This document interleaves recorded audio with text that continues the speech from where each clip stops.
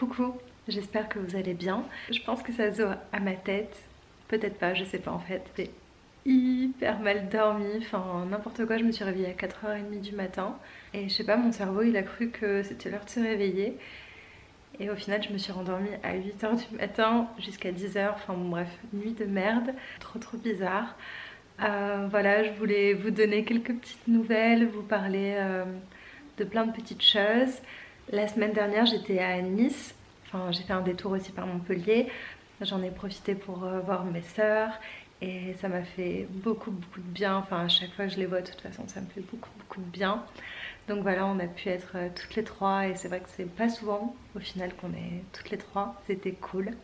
Ce que je vais faire, c'est que je vais vous mettre quelques petites images de Montpellier et de Nice et je vous retrouve juste après.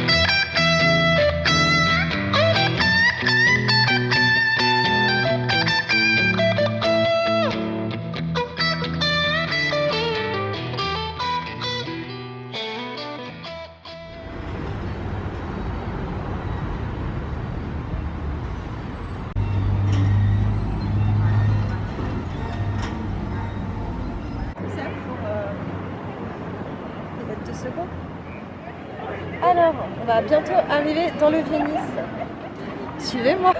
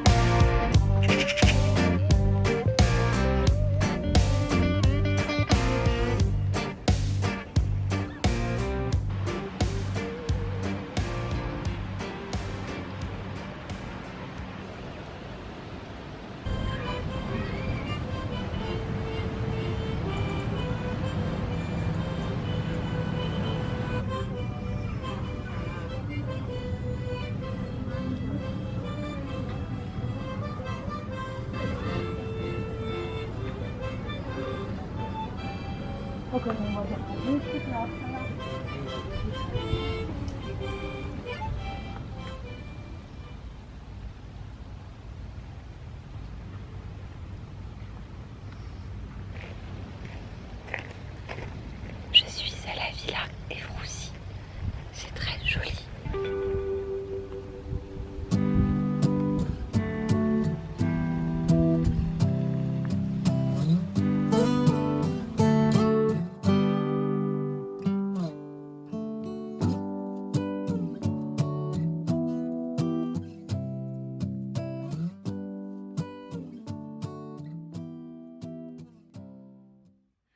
Donc voilà, en définitive, j'ai pas énormément filmé, j'ai gardé beaucoup de choses pour moi et j'ai profité vraiment de mon dernier petit week-end. En fait, je voulais surtout vous tenir un petit peu au courant de tout ce qui allait se passer pour moi cette année. Dans le dernier blabla vlog, je vous disais que voilà, j'attendais d'avoir certains rendez-vous, d'avoir certaines informations, etc.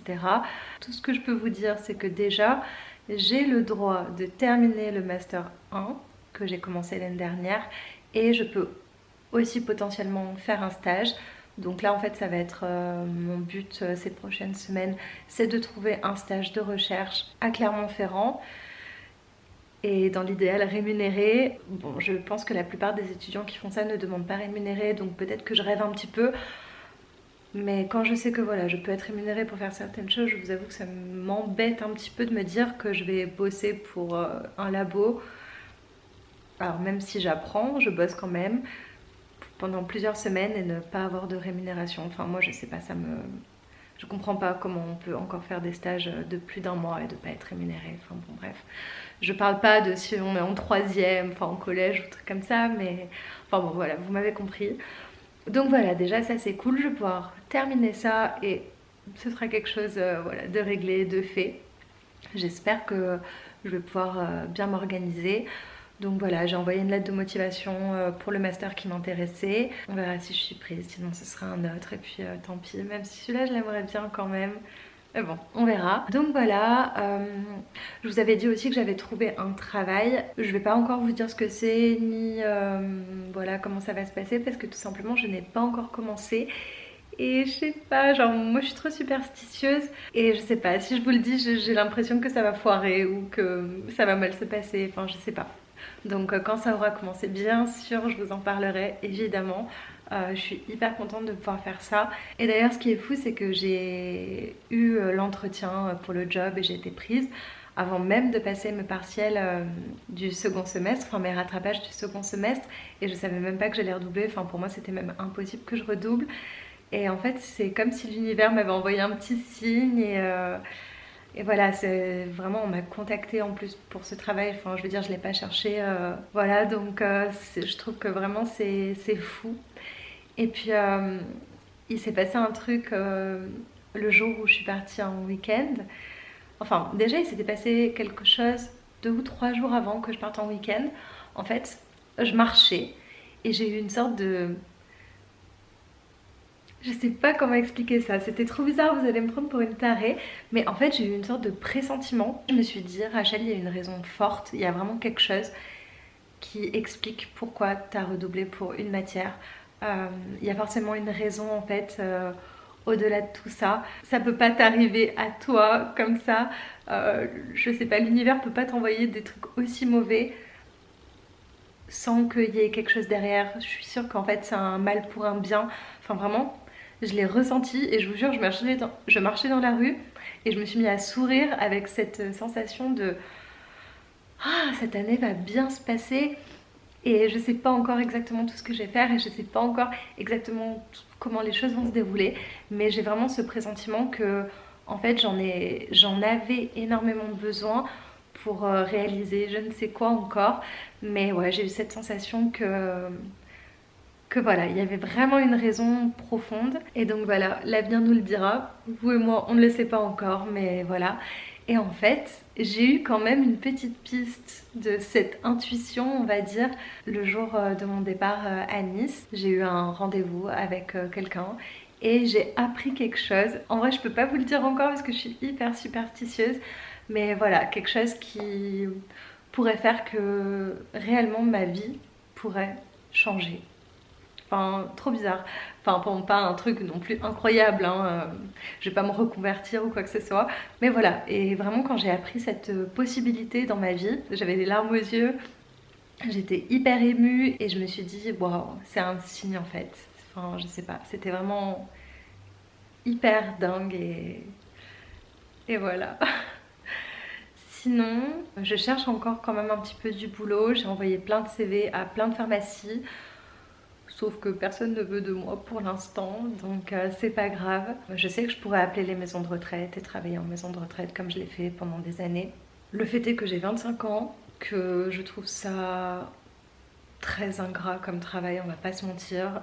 Devoir donner à manger et nettoyer les chambres des résidences, c'est pas cool. J'aime pas la façon, enfin en tout cas dans l'établissement où j'avais été, ça s'était pas mal passé, mais j'ai pas trouvé que, voilà, j'aimais pas spécialement l'ambiance, j'aimais pas forcément le rythme et le cadre de travail. Donc si vraiment je sens que voilà, cette année c'est un peu compromis pour avoir un travail qui me correspond et me plaît un peu plus, je le ferai. Donc voilà, ça c'était un petit peu la partie boulot. Et dernière chose dont je voulais vous parler, et après je m'arrête parce que je voudrais vraiment pas faire une vidéo trop longue. Je le vois dans mes stats que vous décrochez hyper vite et c'est normal, je fais des vidéos bien trop longues, je le sais. Juste voilà. Alors autant je vois qu'il y a des gens qui aiment bien que je parle très longtemps, autant je vois qu'au bout de 10 minutes en général vous en avez marre. Donc voilà, je vais pas parler plus longtemps. Et là en disant ça je me rends compte que du coup je rajoute des minutes de temps. Mais bon bref, hier j'ai fait ma première séance de sophrologie. Et en fait j'étais pas toute seule, c'était de la sophrologie en groupe. Et en fait, c'était un atelier spécialement pour les femmes hypersensibles. Et au-delà de la sophrologie, qui je pense va me demander beaucoup, beaucoup, beaucoup de travail, parce que moi, me détendre, comment vous dire que c'est limite un peu compatible, voilà. Mais ça a été vraiment 1h15 hyper riche. J'étais entourée du coup de 4 autres femmes hypersensibles et géniales. Et je sais pas, ça m'a mis un baume au cœur en fait, incroyable de me dire déjà, oh, Rachel, tu n'es pas toute seule. Regarde, il y a d'autres nanas de ton âge, un petit peu plus jeunes ou un peu plus vieilles, qui sont comme toi, qui ressentent les mêmes choses que toi. Et il y en a sûrement plein d'autres, c'est sûr. C'est juste que je pense que les gens ne le disent pas, les gens n'en parlent pas, ou les gens n'en ont peut-être pas forcément conscience. L'hypersensibilité, c'est environ 15% de la population, donc c'est beaucoup quand même. C'est ouais, c'est vraiment quelque chose qui m'a fait énormément de bien. Alors autant j'ai déjà testé l'acupuncture ou ce genre de choses, mais là, en fait, je sais pas, le fait qu'il y ait un échange, etc., que on soit toutes venues dans un moment de partage, de bienveillance et on peut s'entraider, se regarder, essayer de mieux respirer, de mieux canaliser ses émotions, son stress, ses angoisses, etc. Je sais pas, j'ai trouvé ça hyper beau. Et vraiment, je suis sortie fatiguée, hyper fatiguée, mais hyper émue et hyper plein de petit amour en moi. Je sais pas, c'était trop mignon. Et voilà, c'était vraiment hyper bien. Et pourquoi je vous raconte ça? Oui, bah en fait, un petit peu comme tout, quand je vous disais pendant le confinement que voilà, j'essayais vraiment d'apprendre à respirer. En fait, c'est vraiment des notions qui pour moi, il y a plusieurs mois, surtout années, je trouvais ça ridicule. Vraiment, je vais pas mentir, je trouvais ça mais cucu entre guillemets. Je me disais mais enfin, on me vend des trucs, et c'est de la poudre de perlimpinpin quoi.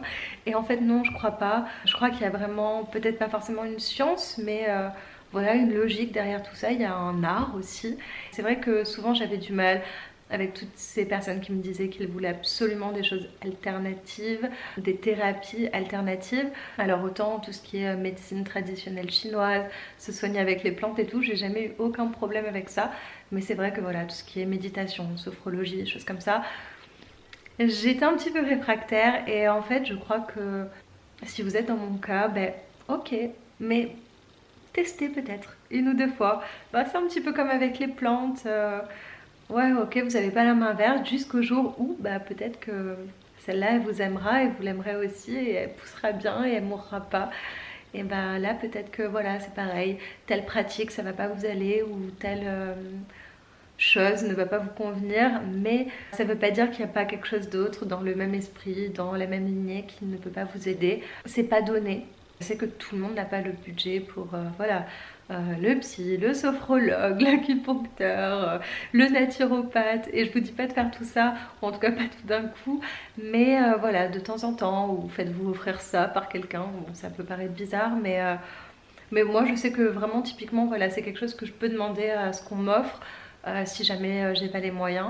Voilà, je suis toujours dans mon travail d'introspection où j'essaye d'aller mieux, où j'essaye de canaliser mon stress, où j'essaye de découvrir des choses sur moi. Récemment, j'ai encore découvert de nouvelles choses qui vont faire partie, je pense, d'une vidéo à part entière. Voilà, on va principalement parler de tout ce qui est hypersensibilité. Je sais qu'il y en a beaucoup, voilà, sur cette chaîne qui sont comme ça et qui se retrouvent beaucoup dans ce genre de discours. Et si jamais je peux vous donner des pistes de réflexion, des pistes de lecture, des pistes de tout ce que vous voulez, et aussi vous montrer que vous n'êtes pas seul et que voilà, il y a forcément des gens dans ce monde qui ressentent les mêmes choses que vous, qui vivent les mêmes choses que vous, j'en serais ravie. Voilà. Souvent, voilà, on peut avoir l'impression que je me plains de mon stress, de mon anxiété, de mon hypersensibilité. Non, je m'en plains pas. Voilà, je le partage. C'est pas du tout pour me plaindre, c'est pas du tout pour minimiser les problèmes des autres ou voilà. Juste comme je vous le dis souvent, on vit tous les choses très différemment. On a tous des échelles de ça c'est hyper grave, ça c'est hyper compliqué. On est tous très différents. Pour moi, ça va être simple d'apprendre à monter une vidéo YouTube ou ça va être simple d'aller et encore faire une séance de sophrologie, mais par contre faire des trucs administratifs ça m'angoisse. Devoir parler en public, des fois ça ne m'angoisse pas, alors que faire un oral de pharmaco et chimiothérapie, je suis au bout de ma vie.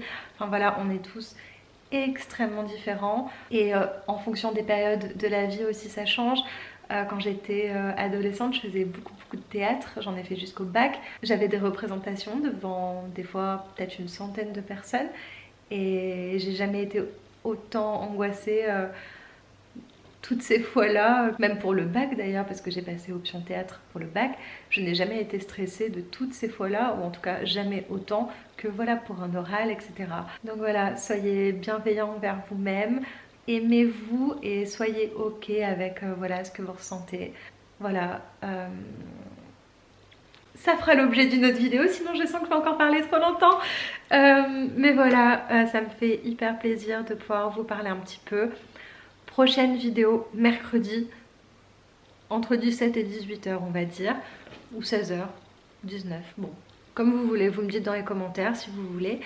Mais voilà, il y aura une prochaine vidéo et après je pense que vraiment on va aborder des thèmes sur, comme je vous disais, le syndrome de l'imposteur, l'hypersensibilité et plein d'autres choses. Et en plus j'ai plein de petits livres à vous conseiller, j'aime bien vous conseiller des petits livres, je sais pas. Donc voilà, j'espère que votre mois de septembre s'est bien passé, que votre reprise de la vie et que le début de l'automne s'est bien passé. Donc voilà, moi je vous laisse, je vous embrasse très très fort, je vous fais de gros bisous et je vous dis à bientôt dans une prochaine vidéo. Bisous.